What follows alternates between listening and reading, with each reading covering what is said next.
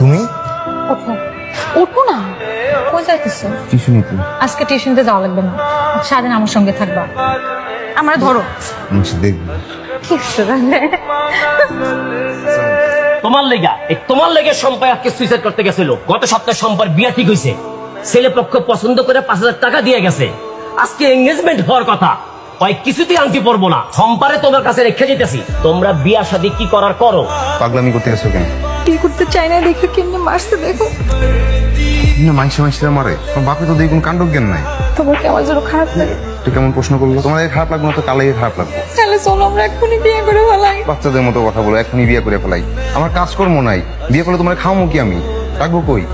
তো চিন্তা করো না, কিছু একটা ব্যবস্থা হয়ে যাবে। চলো আমরা বিয়ে করে ফেলাই। পাইছি, চাকরি পাইছো? চাকরি পাইছি। কোন কোম্পানিতে? Archi group of company. কোন পোস্টে জব পাইছো? পোস্ট দিয়ে তুমি কি করবা? আমার পোস্ট হলো বসগিরি করা।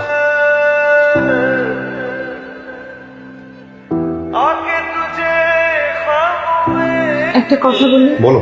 তুমি আর আগের মতো আমাকে সময় দাও না। দেখো না কি ব্যস্ত তাই থাকি।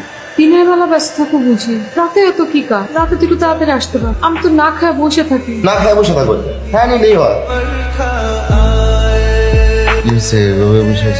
অর্চিকে সকাল থেকে হচ্ছে তোমারে 12 বার কল দিছে, 2টা মেসেজ পাঠাইছে, আই লাভ ইউ লিখছে। তুমি আমার মোবাইল ধরছো কেন? কেননা যে অনুমতি ছাড়া কারো পার্সোনাল জিনিস ধরা উচিত না। স্বামী স্ত্রীর মধ্যে পার্সোনাল জিনিস কি আবার? আরে স্বামী বলে কি তুমি আমার মাথা কিনে নিছো? মানুষ বদলায়, সেটা সবার মতো আমিও জানতাম। তবে তুমি এতটা বদলায় যাবা এটা আমার বিশ্বাস করা খুব কঠিন ছিল। যে আসলামকে আমি ভালোবাসছিলাম, যে আসলামের স্মৃতি নিয়ে আমি বাকি জীবন কাটাই দিতে পারবো। ভালো থেকো সম্পর্ক। তোমার তো কিচ্ছু হয় না, তোমার কারণে বড় বড় প্রজেক্ট ফেল করেছে। তোমার ভবিষ্যৎ বাণী বলে কিছু নেই, তুমি ফক মিথ্যা ফিনিশ, তুমি শেষ হয়ে গেছো। তোমাকে দরকার নেই, তুমি এখানে চলে যাও।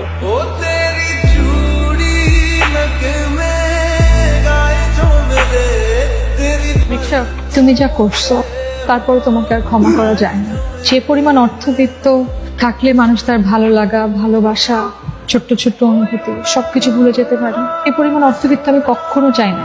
শত শত কোটি টাকার মালিকের অবহেলিত বউ হওয়ার চেয়ে ছোট্ট কোনো কর্মজীবী মানুষের বউ হওয়া অনেক স্বস্তি, অনেক সম্মান। আমি জানতাম তোমার এই ভবিষ্যৎ বাণী খেলার একদিন শেষ হবে। সম্পা, আমার ভুল হয়ে গেছে, আমি বুঝতে পারছি, আমাকে ক্ষমা করে দাও। ক্ষমা করবো? আমাকে ধরে বসো। মানুষ দেখবে তো।